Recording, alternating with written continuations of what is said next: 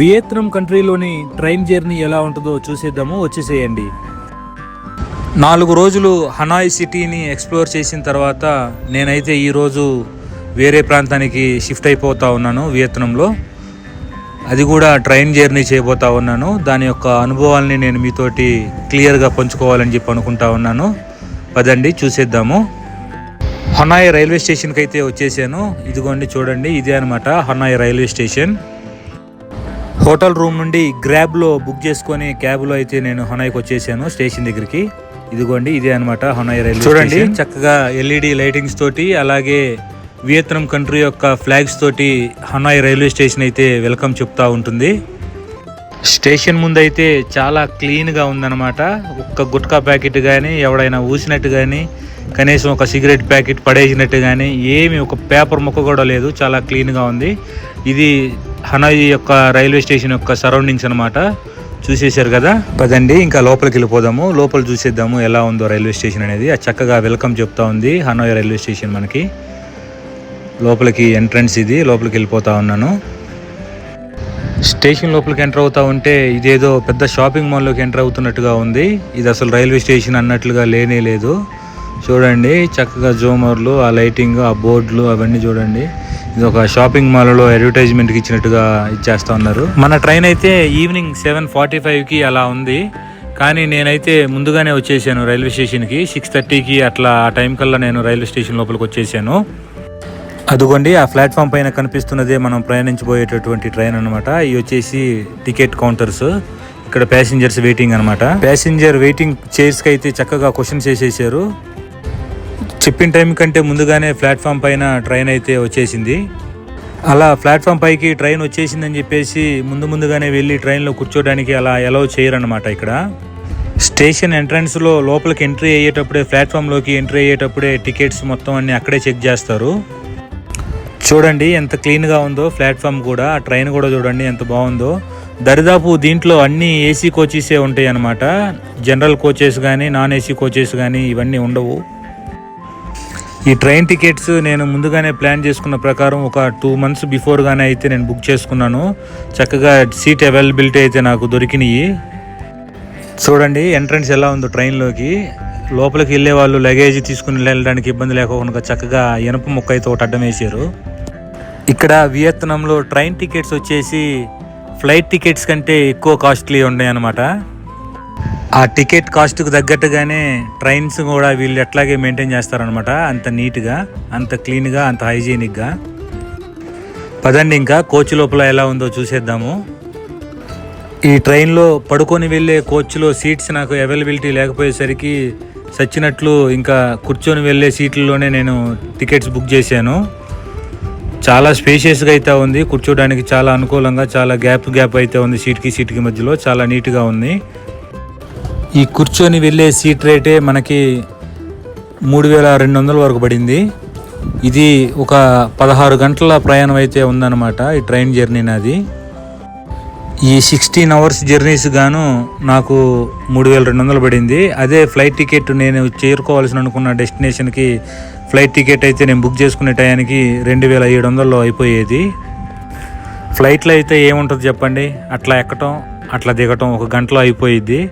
అదే ట్రైన్లో వెళ్ళానంటే చక్కగా ఊర్లన్నీ తిరుక్కుంటూ దేశం అంతా చూసుకుంటూ వెళ్ళొచ్చు అనే ఉద్దేశంతో నేనైతే ట్రైన్కి బుక్ చేసుకున్నాను.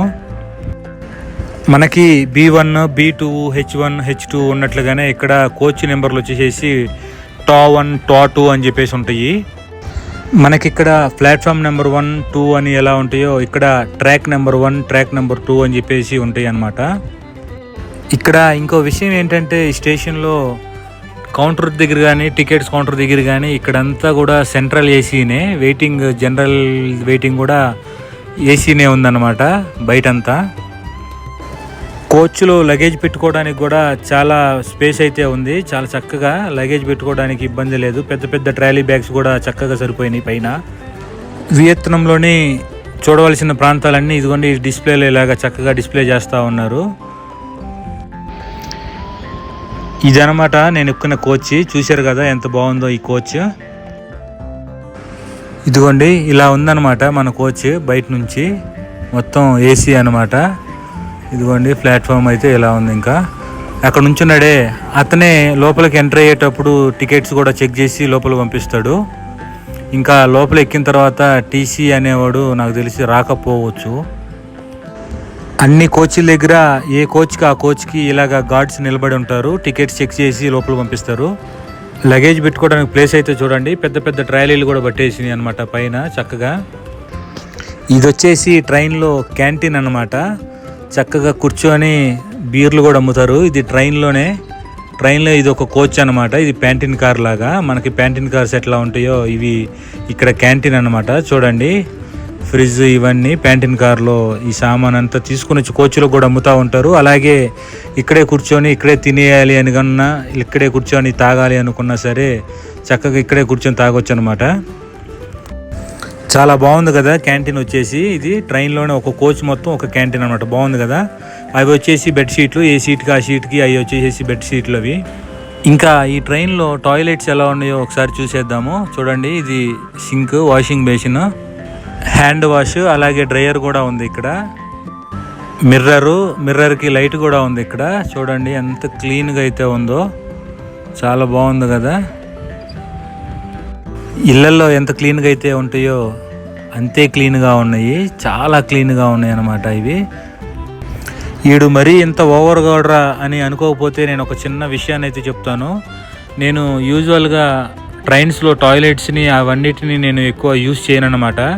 అది 16 అవర్స్ కానివ్వండి, 10 అవర్స్ కానివ్వండి, 24 అవర్స్ జర్నీ అయినా సరే టాయిలెట్స్లోకి నేను వెళ్ళను అనమాట. ఎంత అర్జెంట్ ఉన్నా సరే అలాగే కంట్రోల్ చేసుకుంటూ ఉంటాను. నాకు అదో రకమైన సన్నాసి ఫోబియా అనమాట. సో ఆ టాయిలెట్స్లో వీడియో నేను తీయలేకపోయాను.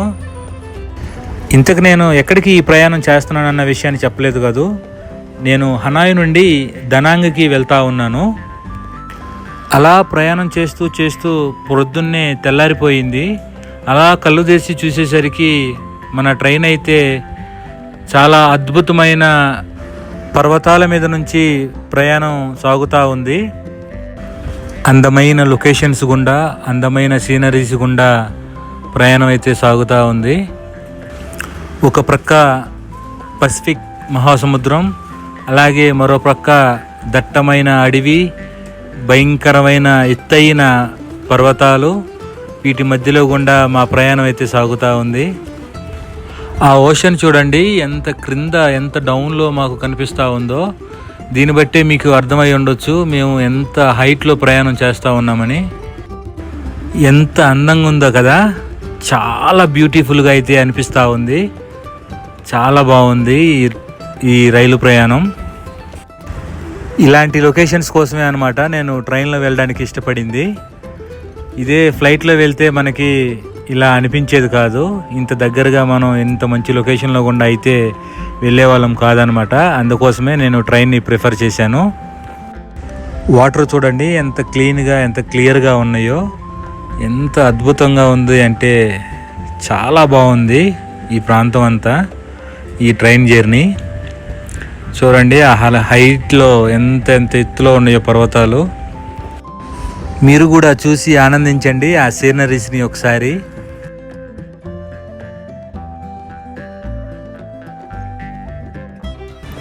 ఒకవైపేమో మేఘాల్లో ప్రయాణం చేస్తూ ఉన్నాము, మరోవైపేమో సముద్రము. చాలా చాలా బాగుంది ఈ రైలు ప్రయాణం. మీరు కూడా ఇటువంటి అద్భుతమైన సీనరీస్ని ఆస్వాదించాలి అంటే ఖచ్చితంగా వియత్నాం వచ్చిన వారు ఒక్కసారి ట్రైన్ ప్రయాణం అయితే తప్పనిసరిగా చేయాలి. హనాయ్ నుంచి దనాంగ్ వెళ్ళే మార్గంలో ఇంత అందమైన లొకేషన్స్ అయితే మనకి కనిపిస్తాయి అన్నమాట.